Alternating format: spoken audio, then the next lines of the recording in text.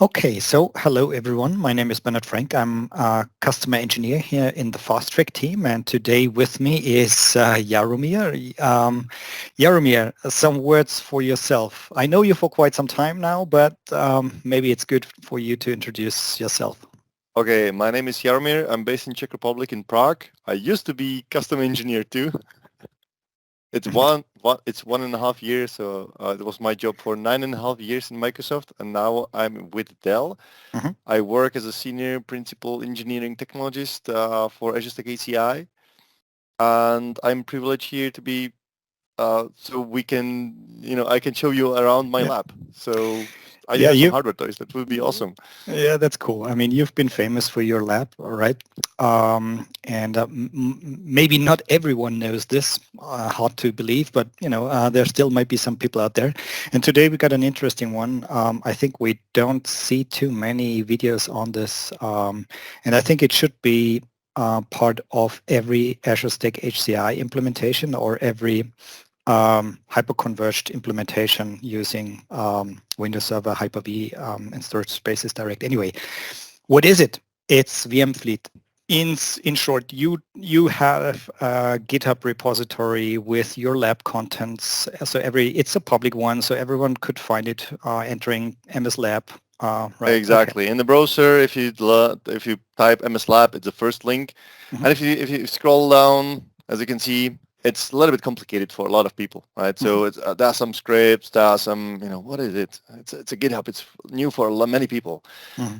and as you can see here, there is some introduction text, and it says, okay, you can just go into releases sections. Hmm. Okay, there are some releases of new scripts. Okay, maybe, or you can just follow hands-on labs and just learn about how to deploy MSLab. So let's go here, right? Hmm. Let's Okay.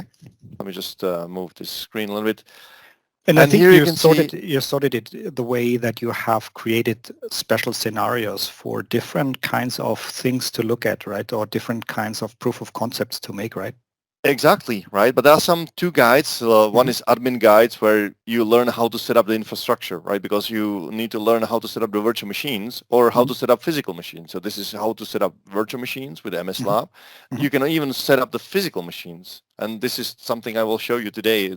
I'm so really excited about this because I do have real hardware in the Texas in the data center, Hmm. and this is actually one-to-one what what I'm using. You can even find here iDRAC's IP addresses and iDRAC's username and password. And guess what? It's the same password as you use for the lab. So Hmm. it's lab admin and ls1 setup exclamation mark, right? Okay. So everything is one-to-one, right? So you can just modify a few bits and have the same in your lab, and we can share the code or share the issues, right? If Hmm. you face the same issue, I'll just deploy my lab. It will be 100% same as your lab, So and then you we can mhm. troubleshoot.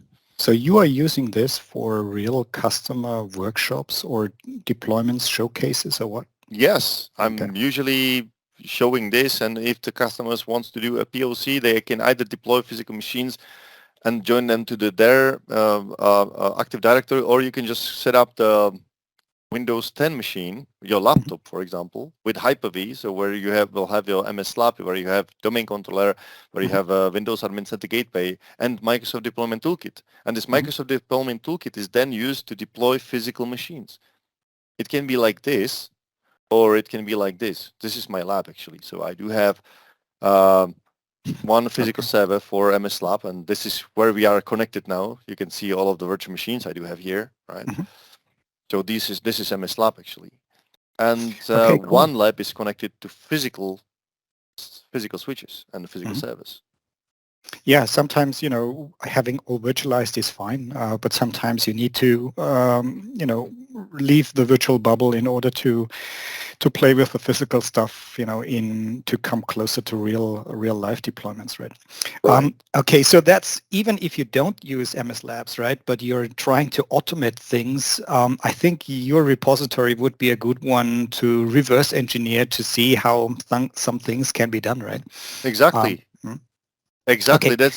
That's why I wrote all this, right? To have some kind of documentation you can follow, and with some small reverse engineering, you can set it up in your production. So most of the scripts are production ready. So if you want to deploy your Azure Stack HCI in your domain, you can follow this guide. If you want to deploy Azure Virtual Desktop, you can follow this guide, right? If you want to test the Azure Stack HCI performance with Vmfleet, you can run this guide. And this is actually what we will do today, right? Yes. As said, Vmfleet testing the performance of your storage system is the thing that we want to do. So, hey, bring us there. Okay, cool. So I'll open this part. And as you can see like a little bit about the lab. You will learn that this is based on MSLab scenario that is pure PowerShell, but sometimes really scary for someone. So you can either, if the PowerShell is not scary for you, you can just simply navigate to this scenario and simply open only the scenario PS1, which is just pure PowerShell, right? Okay. If you're a little bit scared of the PowerShell and still need to have a little bit of walkthrough, you can just follow this lab and just, learn about the prerequisites. And then there is a task 1 to create a Vmfleet image. So let me show you how to create a Vmfleet image. We can discuss this, by the way, because the official documentation is saying you should create a virtual machine. Then it should be 7 core, by the way. And then you should log in, do something, I don't even know what, and then sysprep it, I guess, right? And it's time consuming, and I think it's not consistent because, it's like a 50% chance that you will miss something. But yeah, like I did. Right. So to be clear, I think they even say don't sysprep it because they need to have a some not a generalized image. Oh, that's true. But anyways, I mean I would say Vmfleet, to use Vmfleet for people that are a little bit familiar with PowerShell should not be the difficult thing. However, there's one caveat to this, which is to create that image. So think about Vmfleet. You are remote controlling a bunch of VMs that sit on your HCI or on your cluster, and these machines produce load. They are identical clones, right? But they have some requirements. And to get this image done, I ran into a problem because it wasn't documented too good, which your scripts are actually taking care of, right? Yep. So there's this PowerShell script, right, which is part of the MSLab. But if you will have your MSLab somewhere, you can. This is my folder with MSLab, right? So where you actually can deploy or clean up your lab, right? In the parent disks folder, you will find your parent disks that were created already, most likely. And if not, you can create one again, right? So you can create. If you don't have Windows Server 2022 or if you want to have Windows Server 2019, the only thing you have to do is right-click on Create Parent Disk and select Run with PowerShell. Okay, so will ask you for the for you, a parent disk is like a golden image, like a master, right? So something like that. Exactly. I call it parent disk. Why I'm calling it parent disk? I think because I'm using it as a parent VHD, right? So when you are creating the MSLab, when you are creating virtual machines, every virtual machine that is in MSLab is actually differencing disk. So if I do have here a virtual machine that is in this case for Arc VMs, so Arc connected, creating a virtual machine using Azure Arc, Resource Bridge, and so on. Right.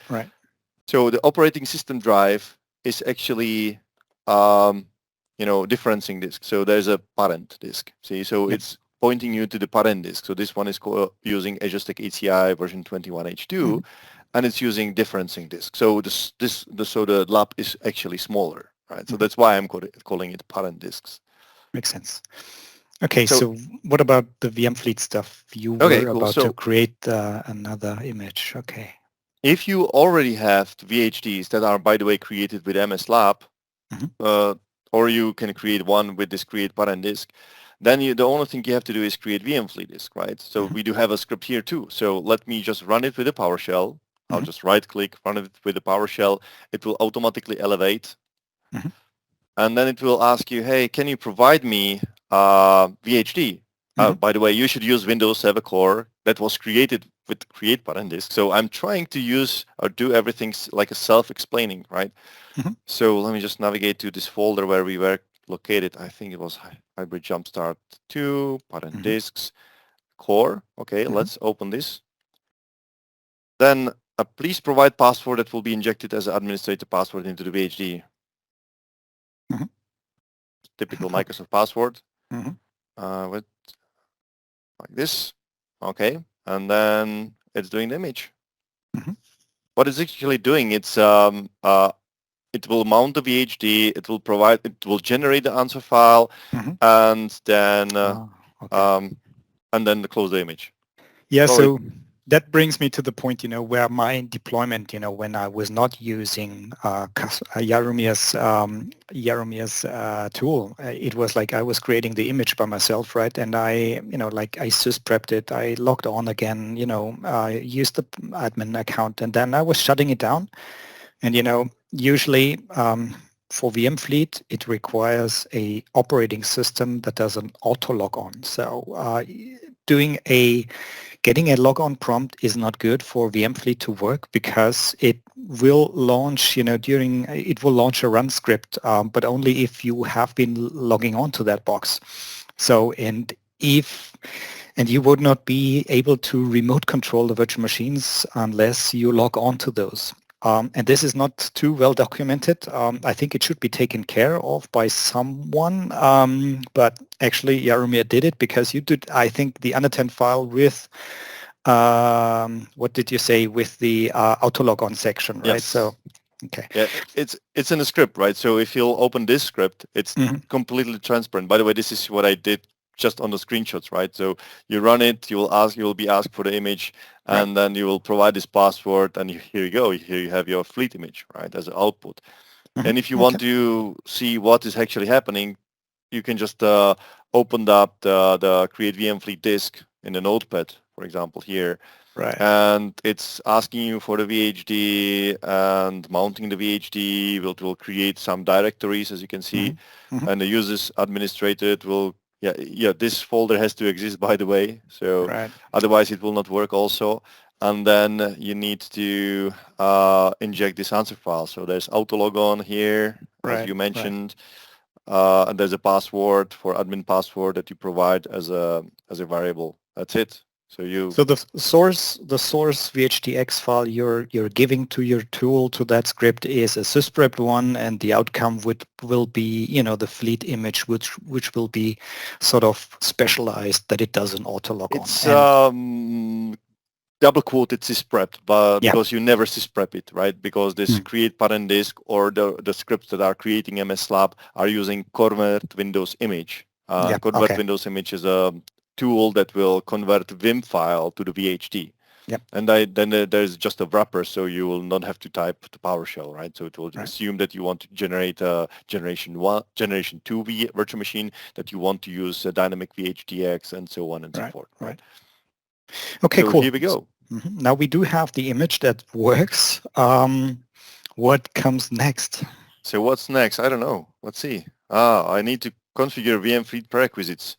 So for the Vmfleet, you need to have modules, two modules, Vmfleet itself and the private cloud diagnostic info. This one will collect information about your cluster. So what I will do, I'll just copy this, and I will now log in into my machine, my management machine, right, from where I'm managing my physical cluster. It's this management, right? So I think I do have the window here. So this is my AX6515 cluster in Dell.hybrid lab. This is a hybrid workshop that Matt McSpirit is preparing now. So here you can see there's a custom domain. This is not typical MSLab domain, but this is actually MSLab, and you can in MSLab have your own domain. So this one is Dell.hybrid.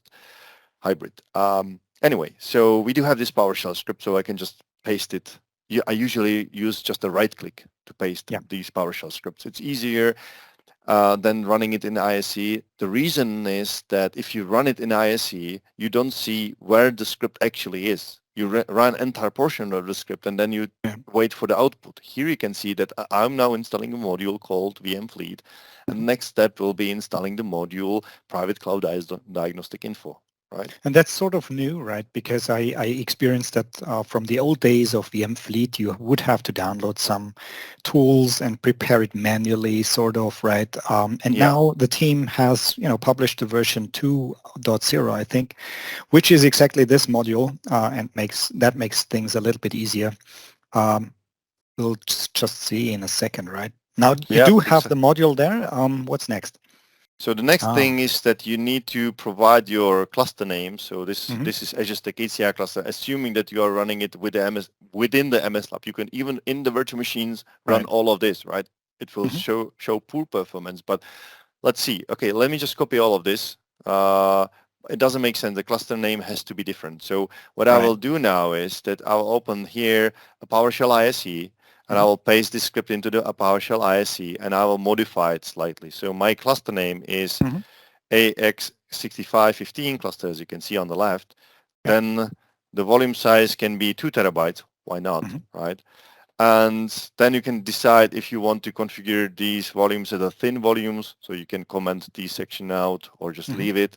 mhm, There is, and then basically if this version of the cluster is 21H2, mhm, it will see it's greater or equal to 2348, mhm. then it will configure this storage pool to default to Okay. provisioning type default to be thin, Yep. and then it will create all of the volumes, right? So let's fire it up. What do you think?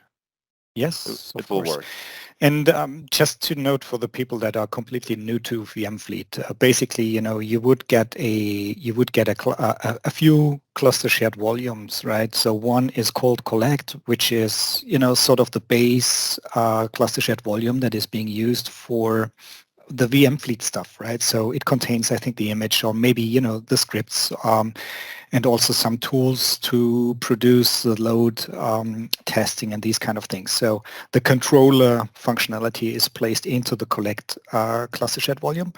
And then you do have, depending on the amount of nodes that you have, I mean, you do have 4 nodes, I see, Yep. you would create a cluster shared volume for every node.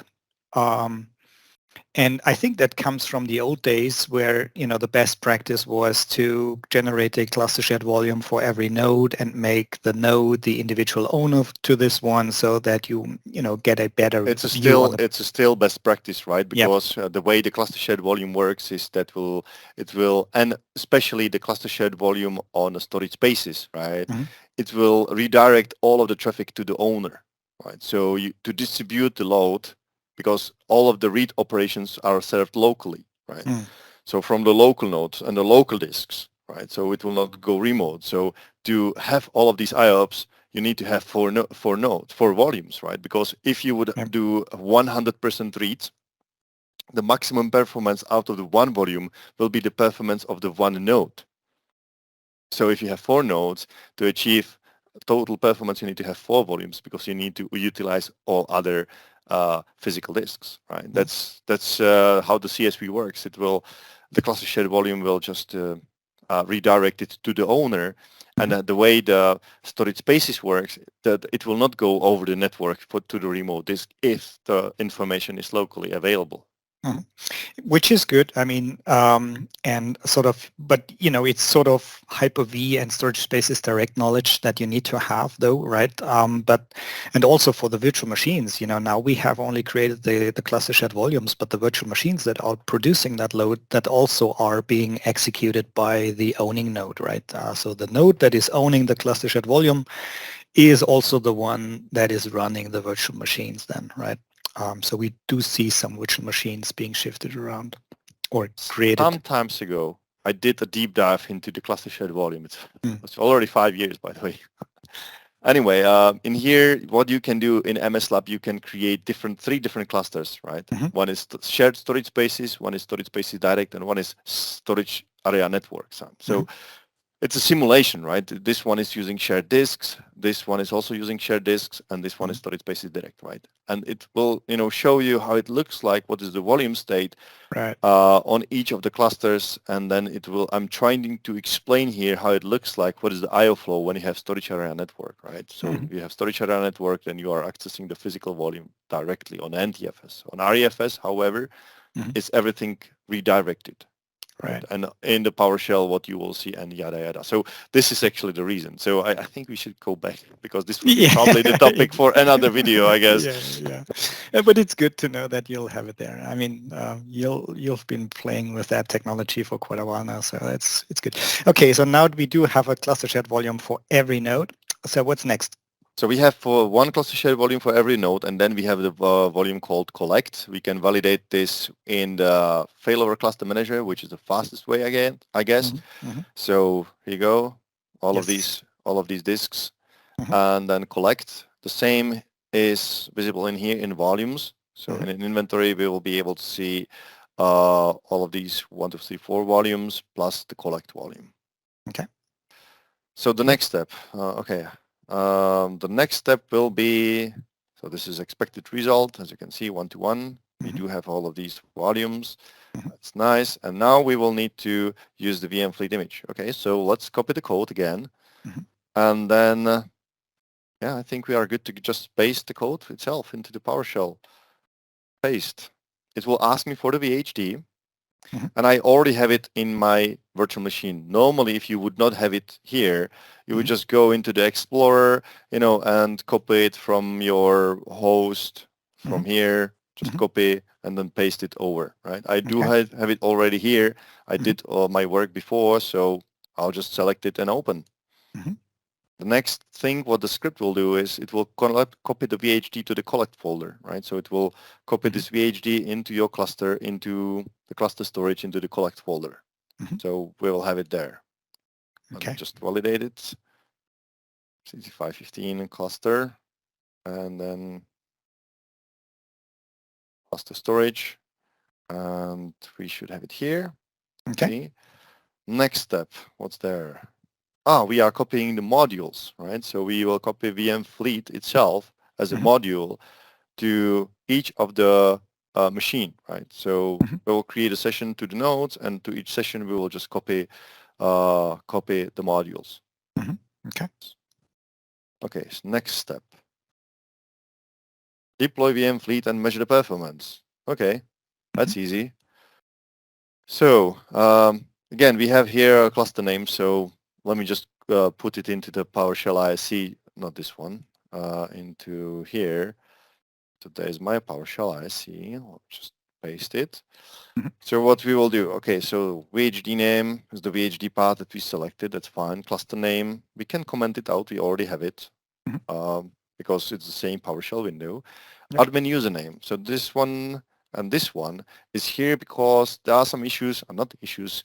So you need to use CredSSP when running stuff, right? So for this, you can create these credentials and then invoke something with CredSSP, so we can send the command to the remote computer. But because there's a double hop, issue, I would say, then you need to specify explicit credentials and distribute these credentials to the remote system. So let me so the admin username is the one that has access to the HCI nodes, right? So to the cluster nodes. And the bottom one, the one at line 14, is the one that you used for the image, right? For the virtual machine. Exactly. That's the one that we saw like when we were creating the image, when the script was asking, right? So now I'll just paste the script, and now we have all of these credentials. It's good. Looks good. So next thing is enabling this CredSSP, right? So otherwise we would face double hop issue because we cannot say install fleet on the remote system. Normally you would run install fleet minus cluster name, and you would specify the cluster. I think the product managers were working on it, or maybe they are already working on it, but I'm not 100% sure, right? So let me just... Yeah, so I was trying install fleet, and it worked on my system, but I was doing it on one cluster node. I was not doing it from a remote administration box like you do, right? So I was really opening up a terminal server into that system with no GUI, right? And then opening up a PowerShell window and doing these things as well. So actually, I mean, you can do this, by the way. As you can see, yeah. cluster is a parameter now, but I think I was facing up some issues and I created these issues on the GitHub. Maybe it's already fixed, but for the for now, we will just follow this guide, right? I will, if this was fixed, I will just make sure that it's fixed also here, right? Okay. And yes, I'm running everything from my management machine. I don't need to open any connection or any RDP into one of the hosts, and you should also avoid it. You should even avoid using this CredSSP, right? Because you would be then explicitly sending your credentials to the remote system, and if there would be someone waiting for these credentials, then you would have a problem. I think you would have a problem if someone was supposed to be waiting on your Azure Stack HCI node. So we are good now. But normally you would not want to use CredSSP because it's a security thing. Right? Yep. So let me just paste this script. So I will enable this CredSSP, and now I will run command to install Fleet. Oh, what's here? And this is the WinRM. The request cannot be configured. We do have some issue with CredSSP. Why? Because you know why? Because I'm not a smart one, I guess. I think the admin username will not be corp/labadmin, but it will be del/labadmin because. Okay. And that's the reason why it's failing. So okay, the problem was in front of the keyboard. Yeah. Okay. I think it's username, right? Username. Yeah, username. Labadmin is the one, but the end of domain name. Is it domain name? It's not domain name. It's you can do a who am I, then I think it should. See, it's a del. So that was the problem. So yep. So we will install Vmfleet. So let's collapse this region. I completely forgot that I'm now with this different. So it will enable CredSSP, and then first install Vmfleet, and then create a new fleet using this base VHD, right? So if you would go back into the code, into the scenario, right? Not into this code, where is deploy Vmfleet and measure performance. So the first thing is to install Vmfleet with this invoke command. It will populate all of these folders in the collect drive. So it is control, flag, results, and tools. This is, what Vmfleet requires, right? So, for example, it will download the disk speed tool from the internet, right? In the previous version, you wouldn't need to do that by yourself, right? Yeah. This is now baked in the install fleet commandlet. Yeah, I mean, with the right password or account settings, then it's working, which is good. Okay. As you can see, this speed is already here, right? Right. And what it will do now is I'm now running the second command, which is new fleet. And this new fleet, it will use the VHD that we created, and now it will start creating all of the virtual machines. And it will create, if you have 16 cores per node, in my case, I do have my nodes with a 16-core CPU. Right. Then it will create 16 virtual machines. Okay. So I do have, I don't see any CPU version. I do, yeah. So a 16-core processor here, right? So it will now create 16 virtual machines on each node. So that's how you do the maths, right? So the new fleet command, I think, also takes as a parameter the number of virtual machines that it will create, or you could, I think, specify it. I mean, I think your assumption makes sense for your environment, right?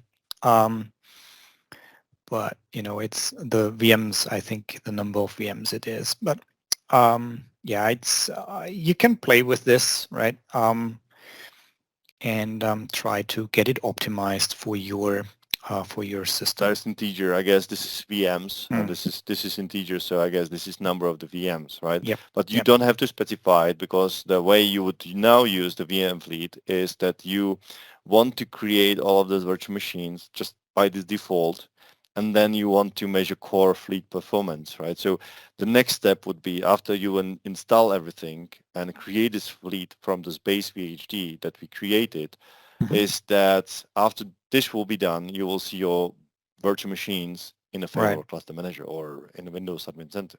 Right. And the last step would be, and it's something that we will probably not be able to wait for here is to measure your fleet core workload, right? What this will do, it will, just collect all of the information about the system. Okay.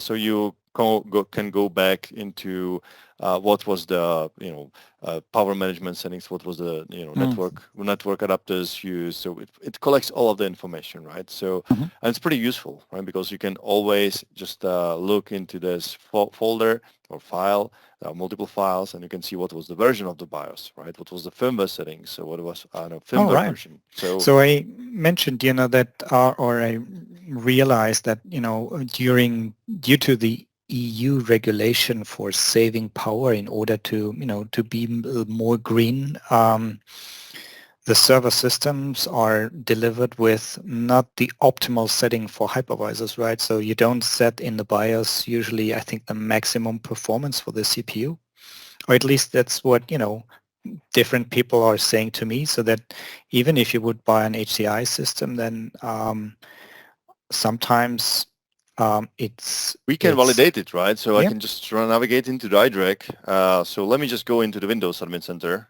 I think I do have a Windows Admin Center in here, right? And we can explore OpenManage extension.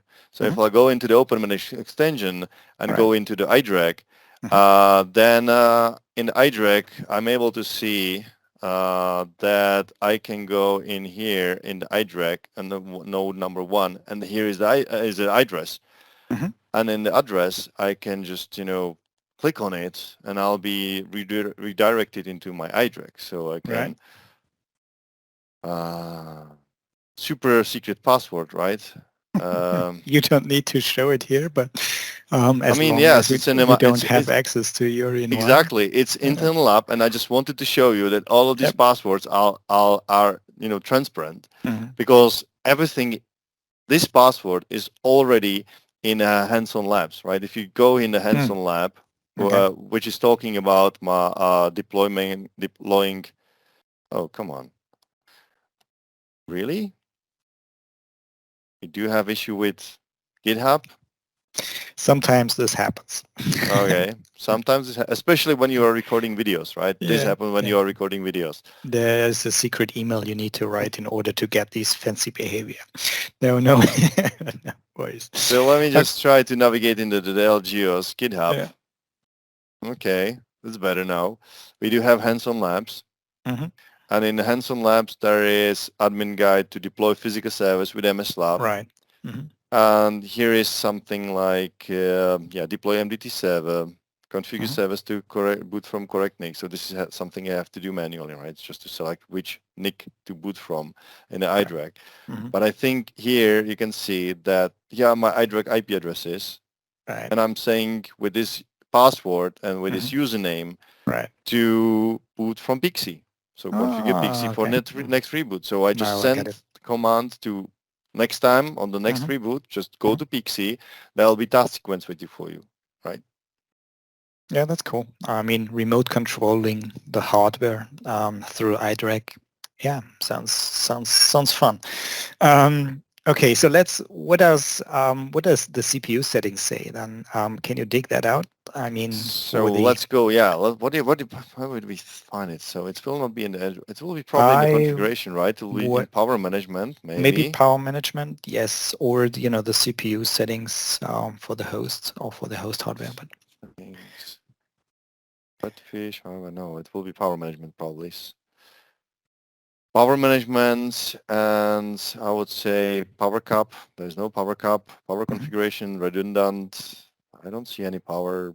So usually what I do is I just configure high performance power plan, right, in the Windows. Yeah. And that's it, right? Yeah.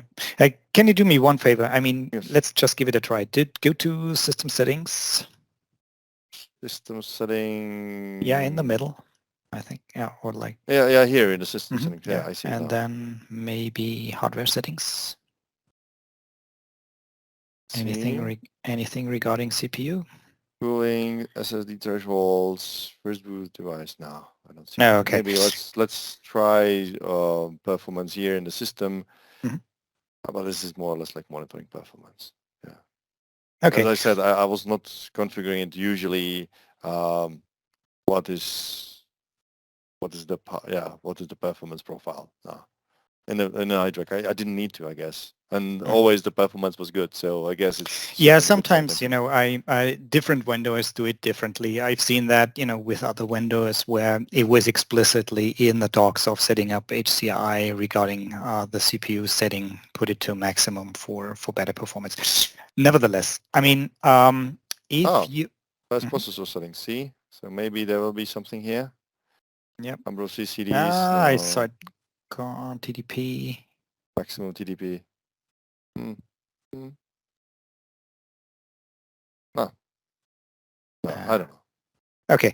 No, anyways, I mean, it might be the case that you're already delivering your systems with the ideal setup, right? Which is kind of good. I mean, okay, so now we do see the virtual machines coming up one after the other, sitting on different nodes, or at least different nodes are the owners for the different virtual machines. And as you said, I mean, this takes some time. The idea then is to start them, right? What you should see is the virtual machines boot up and do the auto log on. So you should not see any login prompt. You should see a logged in window. We can give it a try, right? So we can just Okay. connect to one of those machines and just Perfect. see, right? Because Yep. let me just power it up, and it should work, right? Because there's the first machine, so this one is probably already finished. Yeah, starting. Getting ready. Might take a little bit longer for the first time, right? Because as you said, you're working with unattended files, so. Yep. This is why I liked NanoServer. It was really fast to boot. It was so fast. So there was no I would say reboot for applying unattended file. So this is something I really liked. But let's see, logon UI, and now it should see auto logon, user profile service, and here we go. Right. Yeah, that's good. And you could see that it's launching PowerShell. I think there will be the script. Yes, this one that tries to connect back to the controller node, and it sort of halts or stays at or is paused what it's saying like. And when we are finished with the setup of all the virtual machines, then we can kick it off and do the measurement, which will remove the pause flag and make this virtual machine, get active. Do you know how it looks like, how it communicates with the? Should I describe it or should I? Yeah. I mean, we do have some time, right? So So as you can see now, there is a cluster network 1, and this one is actually a virtual switch that is internal. For Vmfleet. What I found, it's basically using this APIPA IP addresses everywhere. Right. And so communicating using APIPA IP addresses. Yep. That's why I do also include in the regions to disable iDRAC NICs. Right? Because either it will not work, or it may you may also see some issues. So what I do is it's easiest just to disable NICs. And so yeah, I know. Okay. Okay, so that's because they are also using APIPA IP addresses, right? Which is might be conflicting. I don't know, but what you will probably see if you will now go into the Windows Admin Center, was it this one, right? Then if I'll go and navigate into the health here and try to refresh, it may or may not work, right? So I saw some issues that if you are using these APIPA IP addresses, then the Open Managed Integration, what it does, now it works, it's good. What it does is it's using USB network adapters that are in each system, and through these network adapters, it's communicating using Redfish API to each physical node. So when you need to pull some information about a physical node, right, you're actually using the iDRAC USB adapter. That is this one, right? Well, if I go into iDRAC settings, into the connectivity. So when you are troubleshooting, or when you will be measuring the performance, what I do is that this is my IP address on each USB NIC. But what you would do is to disable these NICs with a PowerShell, right? It's probably the easiest. Yeah, I mean, it's good to know. But it's a temporary thing, right? So we don't, Vmfleet is not, here to stay for the rest of the lifetime of the server. It's just, something that after you have installed your cluster fresh, right? Then you would really want to know what its capabilities are. Then it would be Vmfleet. With the network settings that you just talked about, and after that, if you're satisfied and have fine-tuned your system and everything is okay, then you would decommission Vmfleet and also get rid of the artificial internal VM switch, and then you could This is something that you do anyway. So when you are then getting rid of the Vmfleet, you will just say remove fleet, and it will make sure that everything is disabled. However, you also need to remember that it's good to re-enable these iDRAC adapters again, right? So you can do this, right? So we can fire up the script. I think this one is still running, right? So we would have to open a new window. Let me just clean screen. And just maybe run variables, something like that. And we may want to, where's variables here? Variables, whatever. I just, paste the entire section. So we have the cluster name and everything. And then before measuring performance, as you can see, I'm again making sure that private cloud diagnostic info is there, right? Just to remind you that if it's not there, it will fail. And then configure iDRAC IP addresses, and then configure the cluster networks, right? Just to make it clean, because sometimes you don't want to do want to know what's this, right? So it's fleet internal. You can read it here, right? But customers, if you would be doing something, maybe they would not like this name. So what you would do is just to rename it, right? So what I can do, I can run this portion of the code here, just paste it, easy. Just make sure the private diagnostic info is there. I think we did already copy it, but doesn't hurt to copy it over it again. Then disabling these adapters and then configuring this network. So if I go here, the iDRAC disappeared, and the Vmfleet is now here, and it's configured cluster use none. And it's now up. So this network is now being used to connect to the collect, right? So you will connect to the to this folder using this internal switch, or is it private switch? I think it's internal. So there's one network adapter that is also in each host, in each physical host, and this way you are able to navigate to this folder called collect, and in this control there's a file that is, I think, or is it somewhere? There's a file that is it's actually on the flag. It's on the flag, probably, yes. Yeah. And this pause flag is something that is being cleared, right? And if it's cleared, then the script in each virtual machine is checking basically this pause. And if it's cleared, then it's running. And then it will just, so you orchestrate the machines this way, because what I tried is to orchestrate machine with a PowerShell with invoke command, but it has some limitation. If you have 200 virtual machines, then it's not good. So it's better to instruct each machine to read some file share or some folder and check on the files and control it this way, which is pretty smart, I think. Yeah.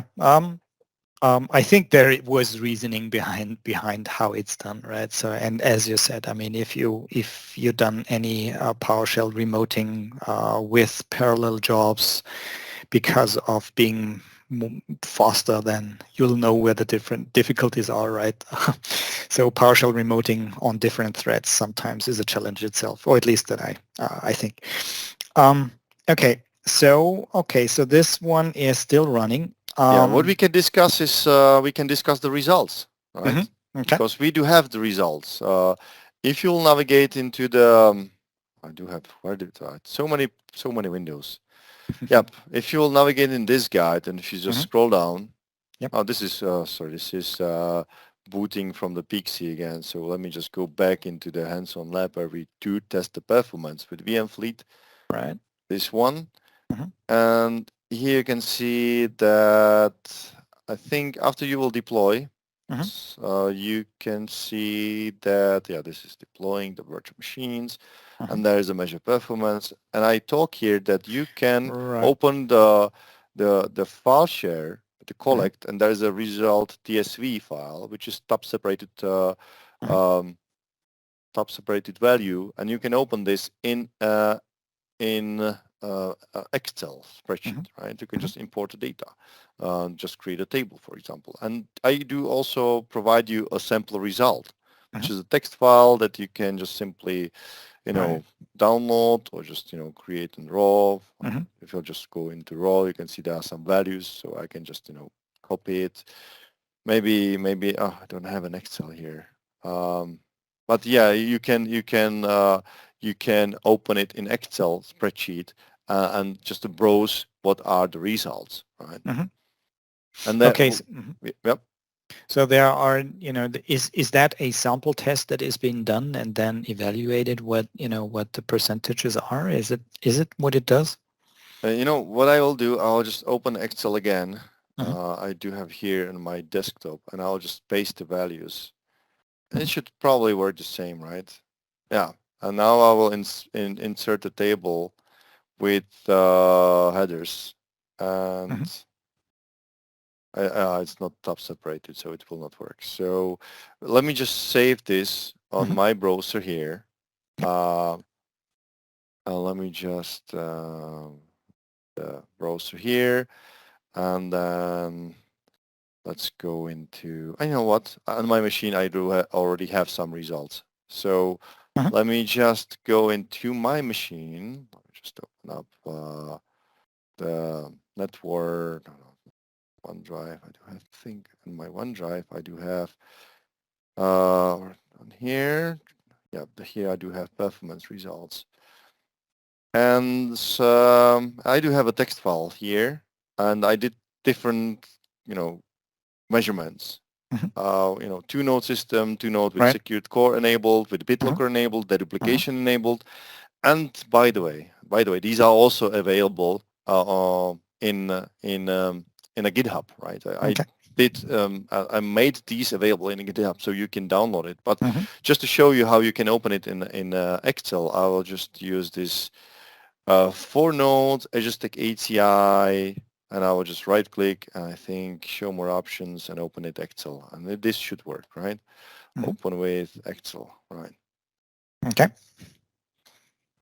So this will be a TSV file that is as a result, and what you can do, you can insert table. You will say my table has headers, and this should give you some information about the results. That when you measure the performance, it will take forever, like half a day, but you will have all of these individual tests. As you can see, there are more than 150 tests, so 149 tests. Yeah, if you include this first line.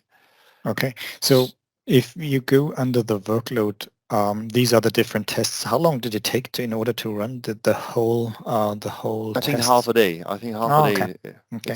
It's time consuming. So it's a good idea to go on the first day to the customer and just, or with the customer, just set up everything, grab a lunch when you will create Vmfleet or install Vmfleet to create all of these VMs, because this will take, I don't know, half an hour to 1 hour, depending how many cores you have, / how many VMs do you have.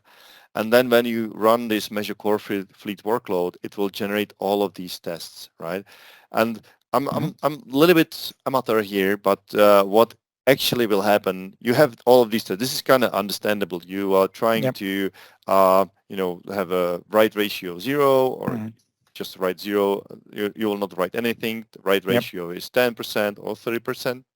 This is pretty understandable.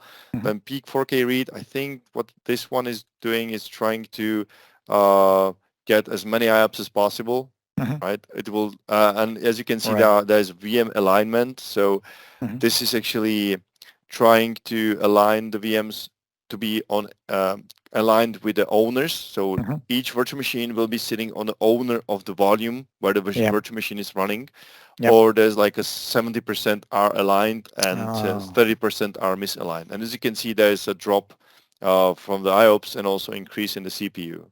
Right? So this Yeah, is so their, that's about the redirected stuff. You were talking about earlier, right? So it does have an impact. Although it works, right? It does have an impact, right? it's easier just to align machines. Mm. And lately I learned that if you have 4 node system, if you have just 4 volumes, it's easier just to create 4 volumes that are the same name as a node names. So Mm. you can sometimes, you can even have a script to just align it if something is not working correctly. Yep. You can just make sure that the volume 1 is on a host 1. I think it should be automatically in Azure Stack HCI aligned, Mm. some background logic, I think, but I'm not 100% sure. So sometimes it's easier just to keep the names like this, and you Yep. can Yep.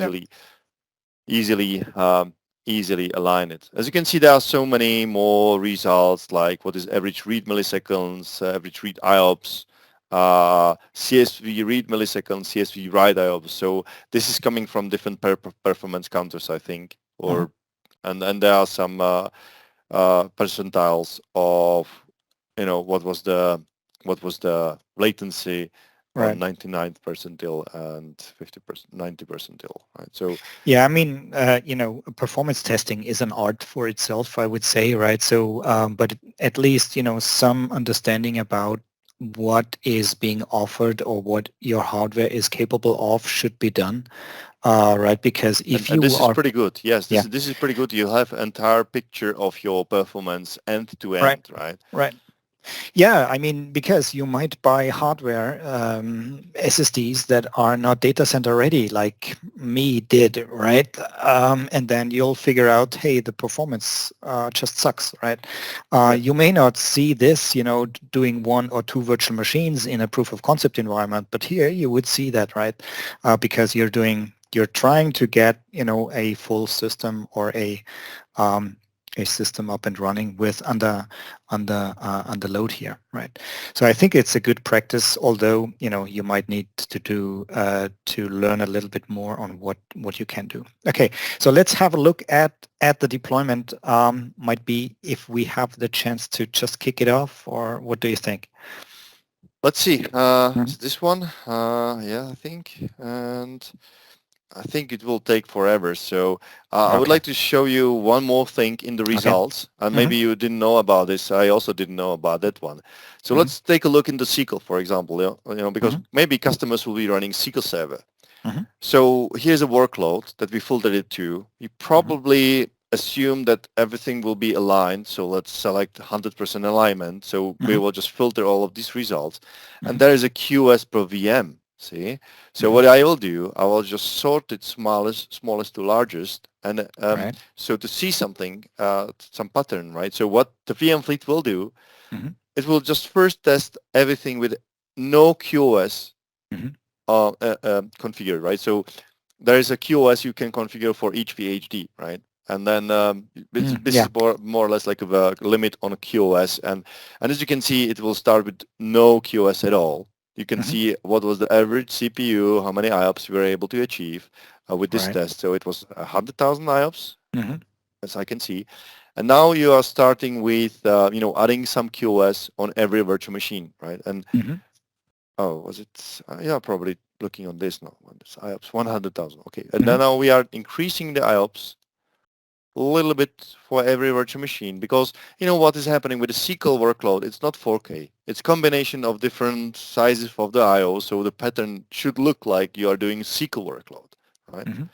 And you are doing some runtime. I don't understand what the runtime is, but it would be pretty awesome if we could invite someone from the Microsoft to just describe this a little bit more for us, right? Yeah. Hmm. But as you can see here, now there is some cutoff type and so increasing the number for the QoS, Yeah. right? And where you hit some ceiling, I would say. Hmm. And this is where it says, okay, there's a CPU cutoff type. So probably we are now hitting the CPU limit. Probably not, I don't know. But Yeah. Looks like we are now 40% CPU, while we do have how many IOPS? 200,000, 268,000, Yep. 268,000, right? There's a little bit more, a little bit more. We are still hitting some kind of CPU, and there is some scale. I don't know, but you can see that the most IOPS we are hitting, if we are just setting up 31,000 IOPS per virtual machine, and we are able to achieve up to 500,000 IOPS with 71% of CPU utilization. So this is pattern for every SQL, so for every workload. So when you do, for example, general write ratio 10%, it's again increasing the QoS until it will reach something, and this will give you probably like an information how much QoS you should configure. Let me just again sort it. How much IOPS you should configure per VM, because this is probably the most performance you will get from the system, right? So this is probably a good idea if you have like a big fleet of the same VMs. This is probably the good QoS that you can configure per virtual machine. So limiting the virtual machines IOPS is looking like, especially sometimes for SQL workload, to give you a little bit more IOPS than, or at least for different. At least for the SQL, it looks like, right? Okay. Yeah. Okay. Would be interesting to see what the logic behind of that is, but I think that's depending on the SQL knowledge a little bit, and also the runtime kind of thing. But interesting to see that that you can have different patterns to test. You always try to map the real life, but that's a hard one. But at least you get some information about how your system responds back to random reads, to random writes, to sequential reads, to sequential writes. But to be honest, we did some simulation with real-ish data with the SQL servers with one customer who was doing the research on if he will buy or not buy Azure Stack HCI. Actually, they are buying Azure Stack HCI because of the performance. And it was pretty consistent and pretty good test, right? Because we figured out that this is actually what we were able to see from the SQL servers when the SQL servers were doing real workload. So it's pretty close, I would say. It's pretty close. Cool. Hey, so time-wise, looking at the session itself, maybe let's give it a last try. Okay, so your Vmfleet is still creating virtual machines. Number 11, right? So we are close, but well, it will take some time, but you will have to trust us if we will just say that the next step would be just run another PowerShell script that will just measure the performance and it will generate all of this, right? If you would have this virtual machines created, then after running this Vmfleet, we could just easily go into the Windows Admin Center, explore, for example, volumes and see how the performance counters look like. So you can navigate into the volumes, into the inventory, and then see what does the performance look like on every volume. Right, so you can see it from here. Or if you'll navigate to one of the volumes, you can see how the virtual machines are using the performance, right? So first of all, you see the performance on each volume. And I think somewhere here you should see how the virtual machines are, using so there's a one VHD and there should be IOPS, right? So that you should see IOPS from each of the virtual machines. This is pretty nice, I think. Okay. Let's make a cut here. What is your disk layout? Is it all SSDs or what are your physical disks? These are, okay, so we don't have to cut it, right? So let's talk about a physical machine, right? So the physical machine is AX6515 with Kyocera drives. So let's go into an inventory. So it's AX6515. Right. Each has 8 Kyocera drives, I think. Let's see. We should go into drives here and be able to see all of this. So we have 32 in total. So it's 8 per node. So these are SAS SSDs. As you can see, it says all SSDs, but bus type. You can see serial number, capacity, Kyocera, firmware version, and we can also see the IOPS and the latency and throughput for the disk itself. Right. Okay. So yes. So the networking setup. I mean, what oh, is your that's the good one. as we That's do the good one. have, travel, we need to go over the wire for writing the data to the other storage nodes. So as you can see here, Mhm. we do have only a few that are up and running. So let me just Mhm. select the ones where Mhm. object. Let's write it Mhm. nice. So we will just list the ones that are up and running. Right. And from here you can see that only 2 are physical, right? So we do have Mellanox ConnectX-5 adapters. Right. Mhm. And from here you can see these are 25 gigabits. Right. RDMA connect configured hopefully correctly, it should be. Right. Mhm. And then as you can see here, we do have single virtual switch. Mhm. It's not visible from here, but get VM switch. Mhm. Get VM switch sim session X1, for example. And Mhm. as you can see, there's a vSwitch. This is Yep. our physical switch. Right. So name, and then let's select everything. Mhm. And here we should be able to see that this virtual switch has these interfaces Right. connected to it, right? So you can see interface Yep. descriptions, Mellanox ConnectX-5 times Mhm. 2 Mhm.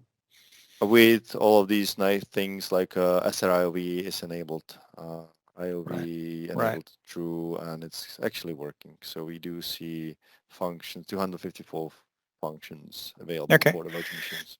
Which is you do have the full converged network setup, Full which converged means network, yes. SMB, virtual SMB adapters for your storage traffic. Then you do have a virtual adapter for your management, for your management traffic, and then um, depending on how many virtual machines you do have adapters for the virtual machines, right?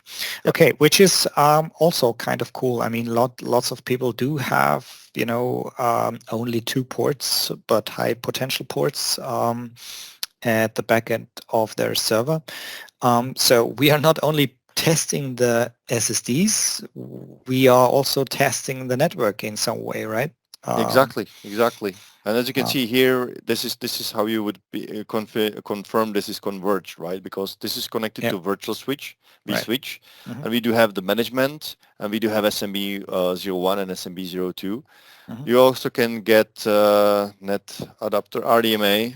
Right, that was the one that I would have asked you. Yeah, where is it? I cannot You type here. Net net.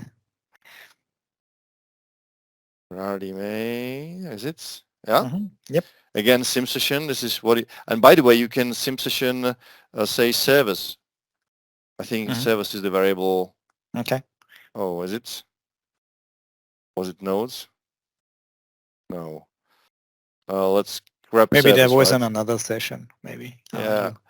Servers equals to 1 to 4. I do have 4 nodes, right? So 1 to 4, and for each object, I will just type ix node and the number that is coming before the pipeline. So I do have now, and I cannot type because you need to use these curly Mm-hmm. brackets because you know,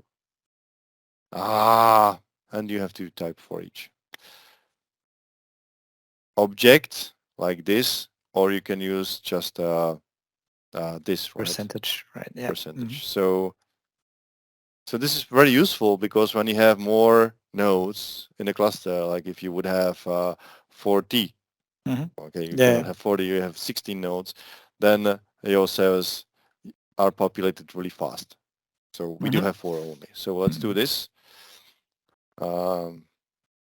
And then get net adapter, RDMA, Mm-hmm. sim session, and then servers, right? Mm-hmm. And this way you can see what is your status of the RDMA. Okay, well, Right. I guess we need to make it a little bit bigger. Yeah, one server would have been enough. I would have trusted you that you have configured the other ones as well. But you do have the full list, and I think to see at least you have it enabled and operational for the virtual adapters, but the physical ones that you should see should have also priority flow control and ETS enabled, right? So these are two sections which you don't need to configure, at least on the virtual ones, but on the physical ones they need to be. Yeah, that's how I have it on my system. All right, I don't have, unfortunately, these bunch of SAS disks. So if you want to get rid of some of these, I'll be a happy taker. But I can ask around, but these are located somewhere in the US, right? So, yeah, but that's really good because we had 4 SATA drives and we have 4 SAS drives. So let me just navigate into the Dell Geos GitHub. So I want to show you something, right? Mm-hmm. So these are hands-on labs, but in here in Dell Geos, you can also navigate into the Azure Stack docs, trying to write a summary, all of the deep dive about Azure Stack HCI. I need to a little bit work more on this, but I'm now in the storage spaces stack, and now this is a layer that is below the storage spaces, and the first layer is, I guess, storage devices, right? It's this one. And I'll try to talk about, what that is not good idea to have consumer grade SSDs. There's a blog post from Carmen Krinkoli explaining also disk writes per day and so on. Yeah. There's how to explore the stack with the PowerShell. It's really, this is something we were talking about. What is the bus type? What is the media type for the storage class memory for NVMe Express and so on. And storage reliability counter, and then some performance results. And here you have 4 SATA SSDs and 8 SAS SSDs, right? So we can compare 2 nodes with 16 cores, and I think I was able to achieve with SATA SSDs, it was 600,000 IOPS with SAS SSDs. By the way, these SAS SSDs were 8. So it's maybe the increase is not about the bus type. Right. It's maybe about the number of the disks. Right. And one customer provided me with his result when he had 2 nodes, 32 cores, a little bit more cores, but 8 NVMe disks. Right. That is where 1.5 million IOPS. Cool. So, well, really good. Really good. So this is what you can also explore by yourself. And let's take a look again in what's in here. What we do have all of the VMs created.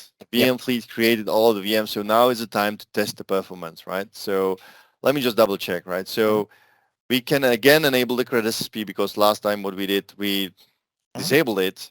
And now what we will run is measure core fleet workload. So we can enable it again and then measure this core fleet workload, right? Not this one. Come on, this PowerShell. Is it where? Yeah, I'll just run this and we will need to go and run. My wife is here. They're just recording, right? They're just recording for the session for like, I don't know, hopefully thousands of people. So let's see. So let me just paste this. There was the CRED SSP part. Now there's a CRED SSP part here. And let's measure the workload. Okay. Wow. Come on. You know what? Now we know. Password. Now we know. Because we do have the password and username, which is wrong, right? The credentials are again corp/labadmin. So it's easy. So credentials will be not corp/labadmin, but Dell/labadmin, right? And here, now, as we assume we do have a credentials, we can invoke the command and start the measuring of the core fleet workload. So transcript started. So now everything is happening. So what will happen now? Let's see. Can you browse to one machine and see what, at least what happens? So first of all, it will try to align all of the machines. It will try to align all of the machines to its owners. So you will know that the name of the virtual machine is this AX node 1 will be on the owner AX node 1, and it will make sure that all of the machines will start, right? Okay. So let's see. Then these virtual machines are starting, booting up, doing the auto log on, and running some PowerShell script. Mapping this SMB. So just make sure that you disable this iDRAC IP addresses, iDRACs, because iDRAC by default has exactly the same IP address as this one, right? Right. So then you don't go want to the file share, see the pause flag. We should already see some performance here, right? So we should see something happening. So now it's 32K, which is good, right? File share should say go, I guess. So hopefully something will start happening. It's updating the data disk. So it's creating data disk for each machine. When we will test the performance, there will be a disk that will be created for each virtual machine, where you will, with a disk speed, create a file against that against the one that you will be testing the performance for. I think, yeah. You will create a disk on each machine, and on this disk will be actually a file created with disk speed, right? Because basically, what you are doing, you are orchestrating the disk speed. Now it's just preparing all of the virtual machines, so it will have these data disks, right? So let's check on each machine how it looks like. So let's go into the settings. Let's check what's here. So there's a data drive. See, it's and it's a volume X node 1 and in a VM base folder on a data VHDX. Let's inspect it. Let's see what it is. It's maximum current 20 gigs, so it's a fixed virtual hard disk. So we will, we allocated the data, so there's nothing that will be, because of you are expanding the VHD, so there will not be anything like that. And I think the next step will be just to create a file inside this disks that will actually, against which one you will just generate the workload, right? Was it 20 gigs or 200 gigs? I'm 20. Just wondering. 20 only. Okay, I think this could be probably something that you can play with and then expand it. But I guess this is something that is default. If you multiply by number of the virtual machines, it will start consuming your disks, I guess. Okay, so now it's writing 20 gigabytes per VM. So it's creating this, and each VHD is creating its working setup, I would say. So it's warming up. We should see some performance, I think. Yeah, I think it was saying something like you're writing with 8 gigabytes per second. Yeah, there's a bigger latency, as you can see, 67,000 IOPS. I think what we could see is that we could see that in an inventory in each machine, we could see that the network cards are now being utilized, right? Because when you are writing, you are actually using the network, because all of the writes have to travel over the network to also other nodes. So you're sending the data into the cluster shared volume. You are being redirected to the local, to the local volume. And as you can see here, the RDMA is working, and we are using 42 gigabytes per second out of the 50 gigabytes we do have, right? So, So we are using network cards quite okay-ish, maybe into the limit. I don't know. I don't know what's the limit now. Maybe RDMA, maybe the storage, probably the storage. And then after you will see some tests, and the performance in here will increase. And I forgot one thing, what you can do with get command module, it's a Vmfleet. Yep. It's Vmfleet. You can watch cluster, right? Watch fleet cluster. Yeah, that was this one, right? So you can watch fleet cluster and say, I want to watch this cluster, AX6515 cluster. And you can then say what sets you want to see, right? So all sets, or storage bus layer local. I don't know. Let's see all of the sets, right? So let's watch how the fleet or how the cluster looks like. So this would render the table where you see all of the informations about your cluster, and it will refresh. And because it's rewriting it, I know that the window is not big enough, so I will expand to full screen, and hopefully it will fit. So that's a different PowerShell window that is running that command, which takes the data that has been written into the results folder of the collect space. Yes, and right? you see the live data now, right? So Yep. you can see cluster shared volume, file system driver, cache, SBB cache, which is not used because we don't have any cache devices, storage bus layer. So you can see how many IOPS you have on the storage bus layer, what is local, what is the remote, so how many IOPS are local, how many IOPS are remote, and then all of these things. What do you think? So Do you have any topic? We have, I think, last few minutes. But no worries. I mean, I think this is the view we should look at. The numbers would be probably higher, right? If you are, we are actually preparing right now the data, right? But I think once the test is being done, then we'll probably see different data, right?